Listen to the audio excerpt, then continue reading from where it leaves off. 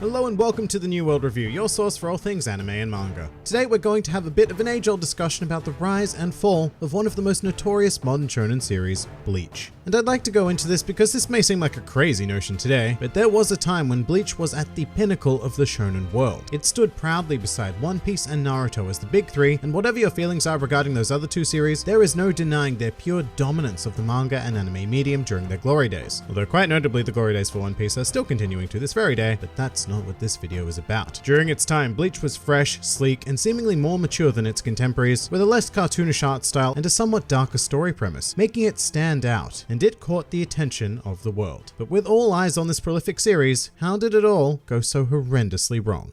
Well, before we jump into that, I'd like to state at the outset that I am not here to bash Bleach. It's a very popular thing to do in the anime and manga community, to just call something trash and refuse to explain why beyond a few simple talking points, but I'm not going to do that because Bleach isn't trash. At worst, it is a painfully average shonen, but in its best moments, it is an incredible piece of storytelling. It's just that the former tends to very much outweigh the latter. I'm also going to state right here and now that I have not read or watched Bleach to its completion. I completely gave up on the series while the Hueco Mundo arc was being published in Weekly Shonen Jump, and I've tried to get back into the series on many occasions over the past decade or so, but it's just been unable to hold my attention. However, I don't think that not knowing the full scope of Bleach puts me at a major disadvantage. In fact, I'd say that I represent a large majority of people who conducted a mass exodus of the series and have never looked back since. Because it really does not take a Bleach scholar to identify the exact point in which the series took a swift nosedive into the cold, harsh ground of mediocrity. And I'm going to put this out there now, that moment was right here. That's right, after the climax of the Soul Society arc, the revelation of Aizen's villainy, and subsequent complete dismissal of our protagonist Ichigo with a single finger. In context, this moment is pretty phenomenal. It's a huge oh damn situation and builds a hell of a lot of hype. But in retrospect, this is both arguably one of the greatest moments in the series, as well as the very thing that destroyed it. And I want you to keep this in mind because we'll be referring back to it frequently as it ties in with all of Bleach's major issues, being characters, world, and narrative. Also known as the Holy Trinity of storytelling, and sadly each and every one of which would be thrown under the bus by this series. So let's take a look at characters first, and there are no better eyes to look at this issue through than the man himself, Ichigo Kurosaki. Now, when I was a teenager, Ichigo held a lot of appeal to me because he was portrayed as an angry, apathetic creature, much like myself at the time, but deep down he held a moral compass that compelled him to act, usually in order to protect someone or something. However, what Ichigo was very much missing is something that is essential to almost all major shonen protagonists, which is a desire. For example, Monkey D. Luffy desires to become the Pirate King, Naruto's dream is to become the Hokage, and even in darker series this ambition is still present, like in Death Note, where Light has a very clear goal of ridding the world of evil, which becomes incredibly twisted in the process, but that goal is his driving force at all times. Now tell me, what is Ichigo's goal, dream, or desire? The answer is nothing. Ichigo could more accurately be described as a character with zero ambition whatsoever, who becomes incidentally involved in a series of ever-escalating conflicts because his friends and or family are at risk. He is a passive protagonist, meaning that Ichigo only ever responds to stimulus, he does not initiate. And as a result, following his journey or lack thereof becomes a bit of a futile exercise because we're not along for the ride to see him achieve something great, or at least work towards achieving something great. We're here to essentially see what he does when people with actual ambition set their plans in motion and he needs to either rescue them or prevent them from reaching their goals. Now, this is not to say that passive protagonists can't be interesting as well, because we have countless examples that prove otherwise, like Lord of the Rings. Frodo is your classic passive protagonist. At the beginning of the story, he has no reason to leave his nice cozy hobbit hole, but eventually he makes the transition to an active protagonist by accepting the call to adventure, which I guess you could maybe argue that Ichigo does the same thing. He has no reason to seek out conflict, but when someone is in trouble, he accepts the call. That's fine, but you're very much starting out your protagonist at a wild disadvantage, because you now need to move the story and the world around them, rather than having them actively seek out the world and the story. Like say the protagonist of One Piece would, Luffy, as he visits new islands on his own personal quest to reach the end of the Grand Line. But with a passive protagonist, you need to work that much harder, because they in and of themselves are not inherently interesting, nor are they wildly driven to do anything. And so a lot of heavy lifting then gets put on auxiliary characters. So to use the same previous Lord of the Rings example, this would be the Fellowship, who assisted and even pushed Frodo towards his goal, especially Sam. But each one of them have incredible incredibly strong desires of their own and reasons for acting. Whereas in Bleach, Ichigo's fellowship, if you will, are more or less the same kind of blank slates of ambition as he is. Orihime has no clear desire for the present or vision for the future. Rukia is there, another passive actor who got caught up in fate, / some sort of female lead who is eventually pushed to the side when Kubo realized that, like everyone else, she has no driving force. Chad is Chad. And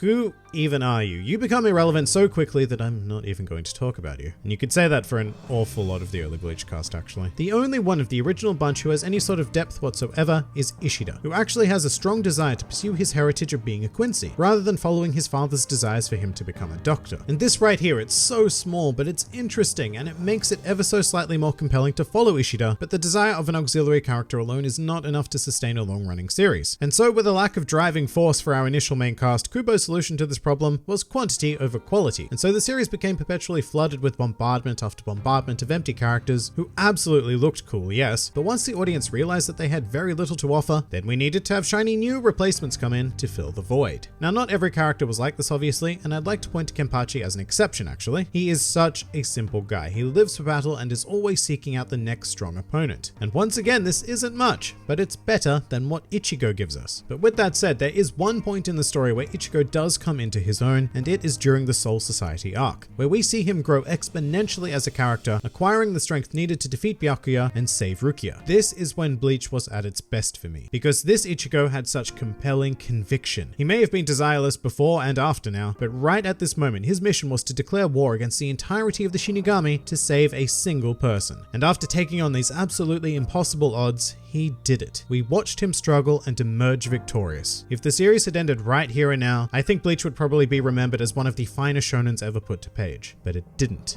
And instead, this happened. And look, it's not the middle finger, but this is essentially Aizen flipping off the audience and saying that everything we'd seen up until now was all for nothing. The struggle Ichigo went through and the power he had gained rendered entirely meaningless by one finger. Not only that, but the characters who had already been rendered meaningless by Ichigo and the arc in general were further demoted to a level even more than meaningless by this. Although interestingly enough, Aizen is another one of those rare goal-driven characters in Bleach. He has a desire to stand atop the heavens in place of the absent gods or whatever it was. It's vague and kind of bad guy for the sake of being bad guy, but it's something. Also, rather fascinatingly, before Aizen leaves, he tells Ichigo that he is interesting for a human.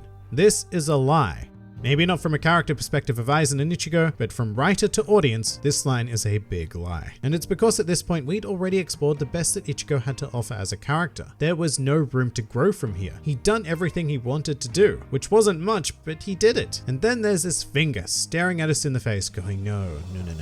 We will contrive more reasons to get you involved in this quote-unquote story. And look, I can't speak for later arcs, but that's exactly what Huecomundo ended up being. Ichigo had to follow the exact same story beats as Soul Society, just with a new female lead in distress, because his own personal ambition does not further Bleach. He just has to react. And as a result, his character rather ironically succumbed to being a bit hollow. And no amount of side characters could fix that, meaning that from this moment onwards, Bleach was doomed. But it would be a grand mistake to think that characters are the only fault at play here, and the next thing I'd like to touch on is the world. Now, a lot of people would sum up this section by stating that there simply isn't one and move on, but that's not quite fair. There is something, like initially being in modern Japan, which is definitely the most detailed and fleshed out of all of the worlds presented in Bleach that I'm aware of, although it's owing in large part to the entire history of Japan rather than the ideas of a storyteller. And these lack of ideas can be seen quite evidently when we abandon modern Japan and leap into Soul Society, a supposedly mysterious spirit world ruled by the most powerful of Shinigami. And I mean, the afterlife is one of those things that has endlessly been explored by humanity, often coming up with radically different dimensions beyond anything possible in our own. However, beyond its name, Soul Society is extraordinarily ordinary. It seems to consist of but a single city with a beautiful blue sky, somewhat resembling feudal Japan. But that's it. There is no greater world. We have a single central point and then a bunch of wastelandy area. Everything is very visually flat with very few points of aesthetic interest, and I should note that yes, this does go to serve the style of Bleach quite well. Kubo is a very minimalist artist, and while lots of people, including himself actually, may cite laziness for this design choice, it works for the most part. And he is able to create incredibly striking artwork with characters and and only the barest of backgrounds. But while this is lovely, it does suffer in regards to prolonged storytelling. When you don't have a world acting as a character of its own, all of the weight falls onto the characters themselves to carry the story forward, and with what we've already examined about the characters we have to play with in Bleach, good god, that is a difficult task to put on them. They needed all the support they could get, and the world gave them nothing at all to work with. But it gets worse, because when this happens, it reinforces that what we know so far is pretty much the extent of what we're going to learn about Soul Society and the Earth dimensions. And furthermore, that there is a further plane of existence out there where Aizen and his posse will go to dwell. This is problematic because we've already been exposed to two very underdeveloped worlds, and now we're about to be plunged into a third. And look, creating worlds is not easy. It's a disgusting amount of work that goes into fleshing out their histories, culture, and general society, most of which we as consumers only experience on a surface level. But with that said,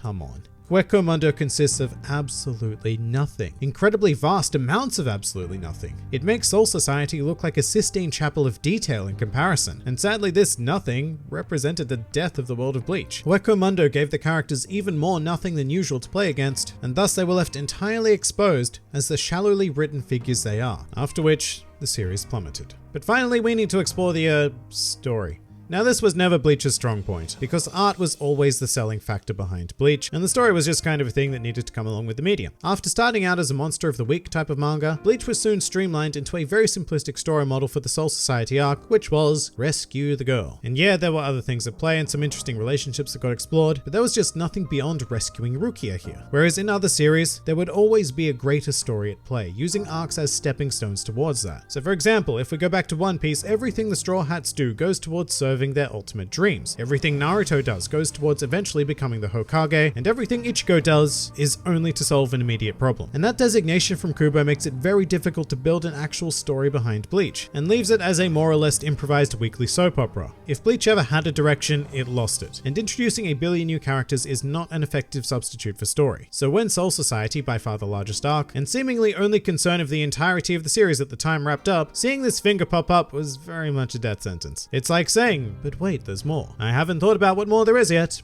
but it's coming. And from this moment on, Bleach would just struggle to achieve its previous glory, with characters who had no drive to be where they are, no world to support them, and no story to use either effectively. And once again at this point I should state that I have no idea what happened to Bleach after about halfway through the Hueco Mundo arc. From what I've heard, it follows more of the same and even had a semi-decent story resurgence at one point, but it really doesn't matter, because right before this moment is where the series should have ended. Everything before Aizen's finger is fine. Yes, I've called the characters a bit shallow and the world quite flat, but up until now the series had not gone on long enough for that to become a major detriment. However, these characters were then forced into further long-term arcs that only went on to highlight their lack of anything. Bleach lived this new portion of its life on character design alone, which is a huge credit to Tite Kubo. He is definitely one hell of an artist to continually come up with such compelling designs, but he was no writer. So as cool as these characters look, most of them amount to nothing in the long run. And that is the tragedy of Bleach. A series extended far beyond what its characters, world, story, and even author could support. It suffered a slow and humiliating death, not only falling from the graces of anime and manga, but being kicked into the dirt. Which is a shame because I used to love Bleach. Even with all the flaws I've mentioned, everything up until the end of Soul Society was enough to captivate me as a teenager, and knowing where it eventually ended up does hurt me somewhat. As much as one day I do want to go through the rest of the series, part of me just wants to leave things as they are and maintain a strong memory of the golden years. This series gave me moments that I will never forget, and for that I would like to thank Tite Kubo and Shueisha for allowing me that in the first place. So no matter where you ended up, here's to the memory